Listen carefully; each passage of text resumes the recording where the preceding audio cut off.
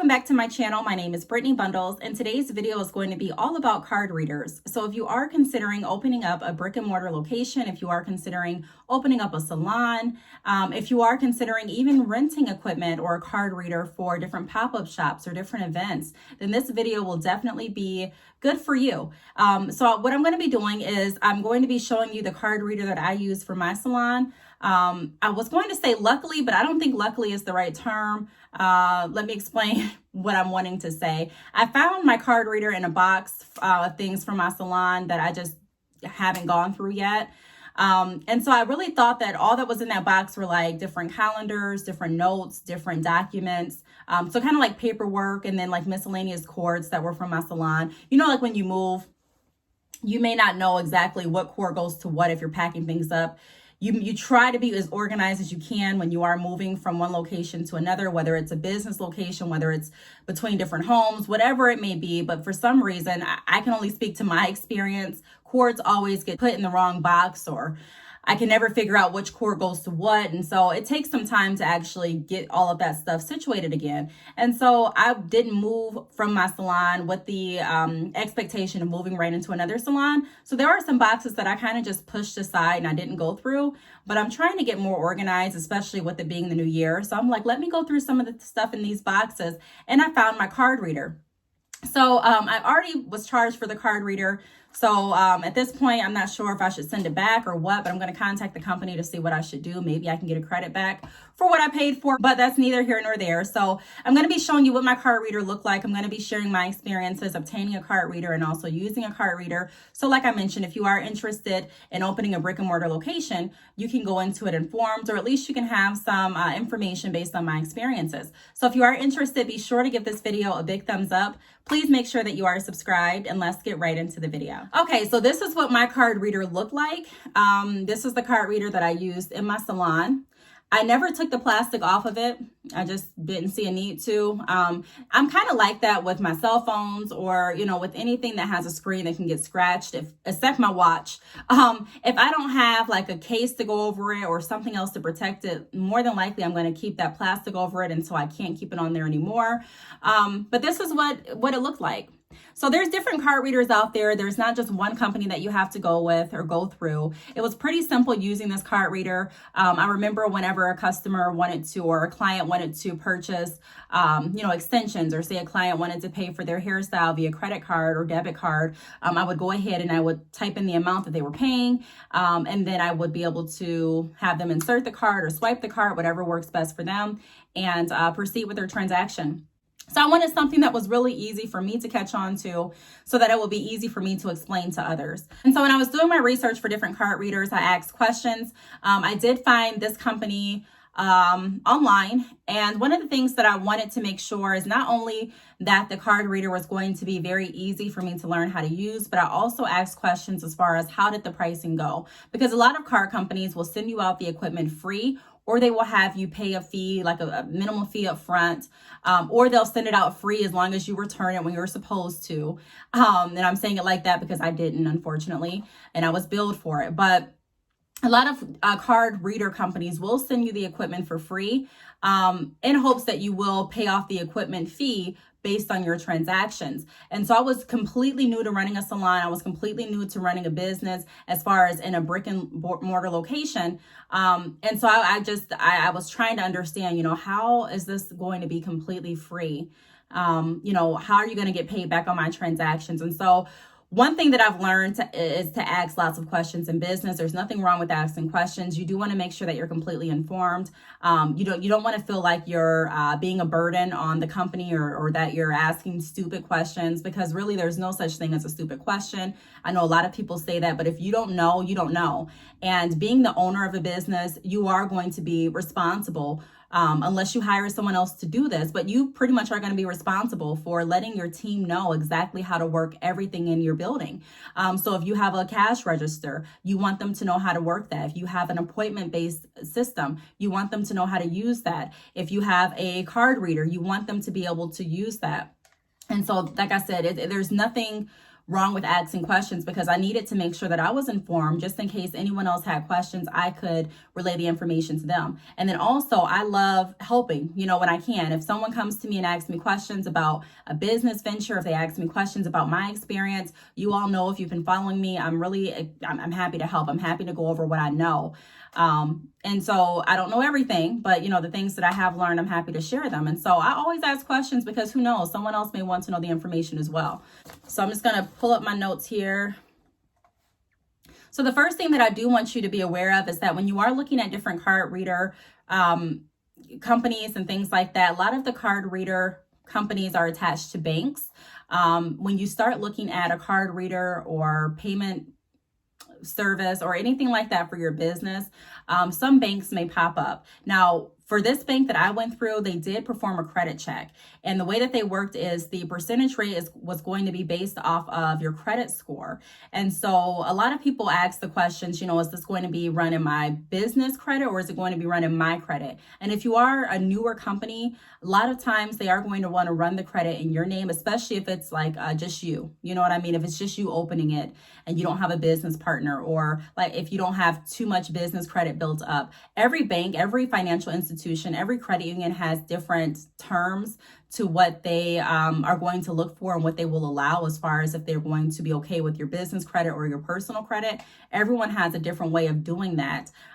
So you do want to still be very cautious and conscious with your personal credit. I know a lot of people say, I'm just going to put on business credit. I'm just going to put on business credit. And although business credit is important to build, just take it from me. I was a loan officer for over 3 years with a credit union. And I can just let you know, I did loans for businesses and also for personal needs and wants. And, every institution, you'll hear client stories when they come in and they say, well, that bank didn't do that. This credit union didn't ask for that. So why are you? Or, hey, you asked for this, but they did. And so I just learned that everyone has different criteria. But I do want to let you know that a lot of the companies that I looked at, a lot of the information that I gathered was kind of similar. The rates were different, but a lot of them would offer a free card reader based on your credit score if you pay a certain amount back in your sales. And then, of course, send the card reader back when you're no longer using it. So just be cautious of that. Make sure that you are still building your personal credit and that you are still being conscious of the things that you put on your personal credit, because you never know when you will need to have your credit run to expand your business. A lot of people think that you need good credit or decent credit just to get business loans. And that's part of it. But there's also another part to building and maintaining your credit that has nothing to do with loans, but has everything to do with just having your business function. Like I mentioned, the card readers a lot of times are attached to banks. And so if I wasn't in the position to get a card reader at that time, I'm not sure what other options I would have had to go with. So making sure that your credit is good is definitely business credit, and also your personal credit is definitely something that's worthwhile and something that's worth diving into. And so that's the first tip that I want to go over. A lot of the institutions, like I mentioned, will perform a credit check. The second thing that I want to go over, I kind of touched on it a little bit, but check the percentage and the transaction fees. And a lot of times they are based on your credit. So when you are looking at a card reader for your business, you do want to ask, what are the transaction fees? So if anyone swipes their card, what percentage are you going to get from that transaction off of my transaction, if that makes sense? So if I sell bundles and they total up to $200, how much out of that $200 is your bank going to keep? Also, are there any fees in addition to the percentage that you're taking from me? So some companies have become a little tricky in the way that they word what they're charging you. So they'll say that you'll be charged this percentage, but they won't tell you the full information. They won't tell you that you're also charged a certain fee per each transaction. So it'll be something like every time someone swipes their card and uses credit, then you're charged $1, or maybe you're charged $2. And this is just an example. These weren't my exact fees or anything like that, but it'll be something like that. So every time someone swipes, you're charged $1, plus you're charged a percentage of the transaction. So you just want to make sure that you're getting the full breakdown and that you're completely aware of what you are being charged, because even though it can sound small, if someone says we're taking 15% off each transaction, you want to make sure that you're shopping around and getting the best transaction rate, because it may not seem like a lot, but I'm telling you, it can definitely add up, especially if you're selling a product.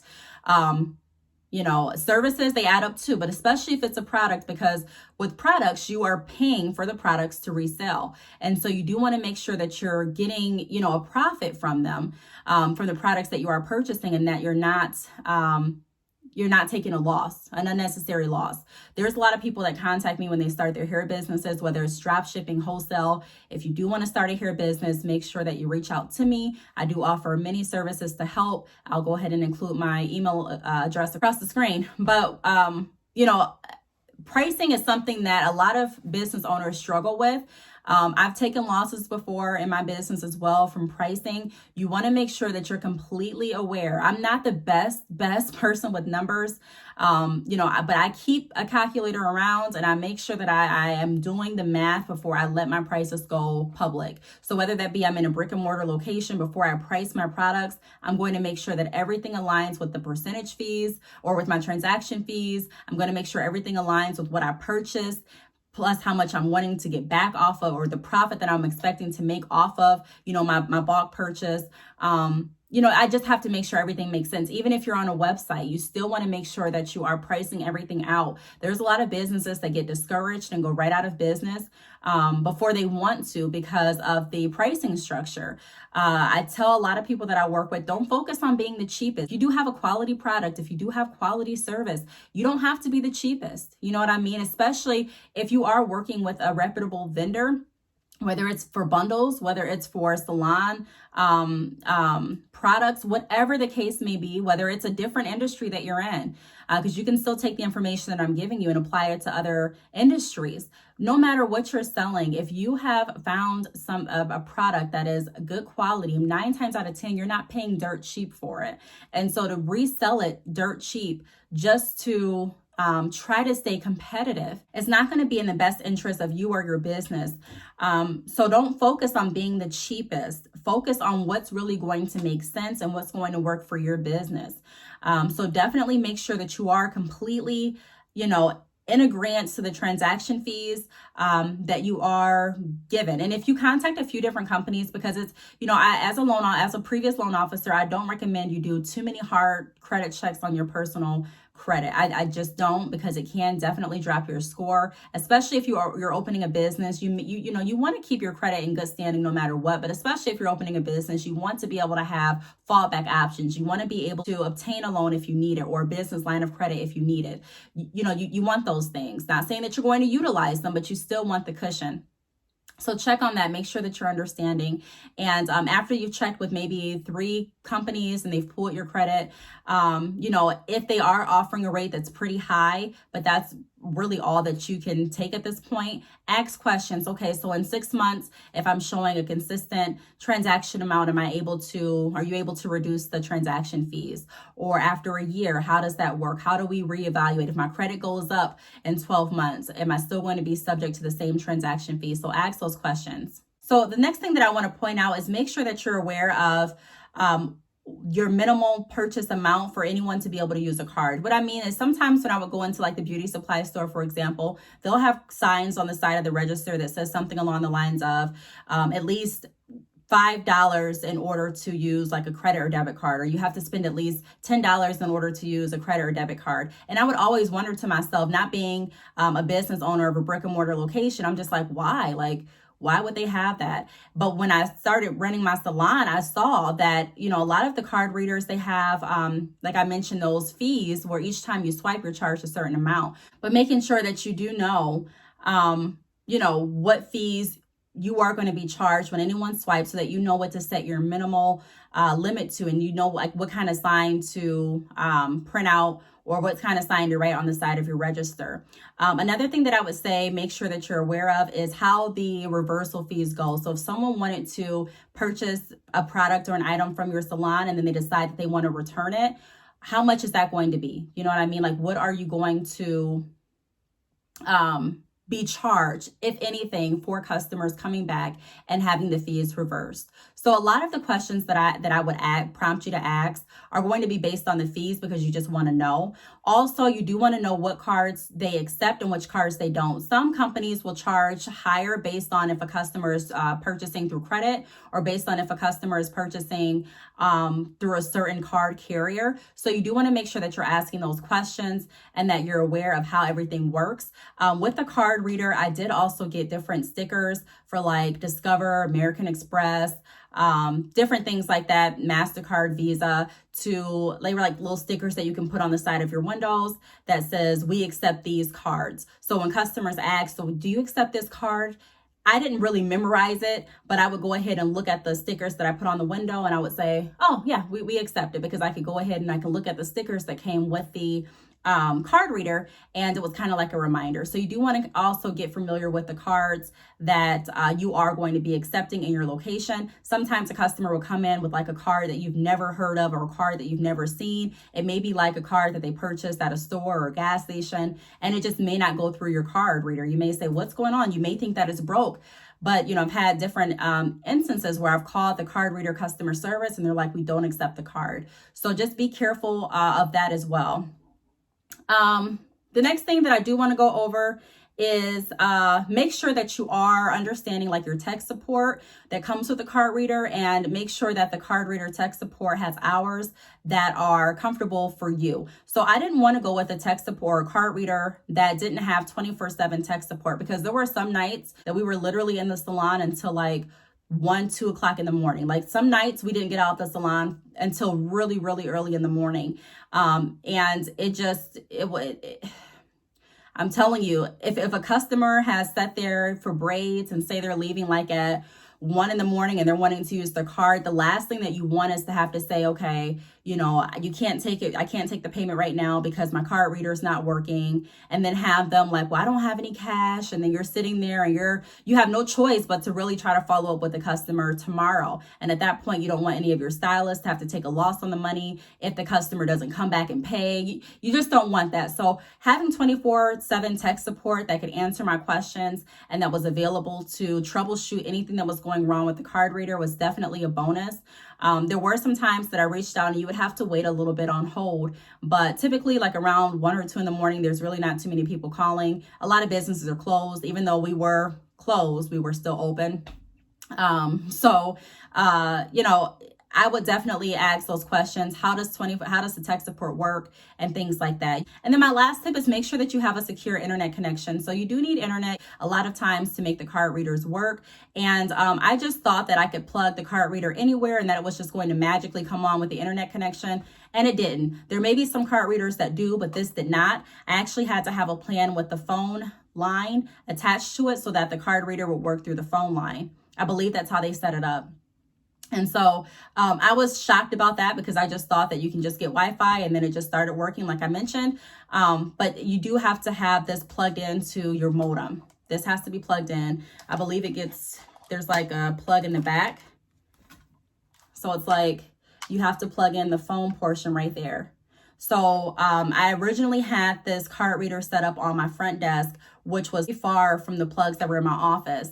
And I had to find cords long enough to go from the register to my office. And I also had to tape them down in a certain way, but still be safe for your clients, because you don't want your customers tripping over cords or tripping over anything like that.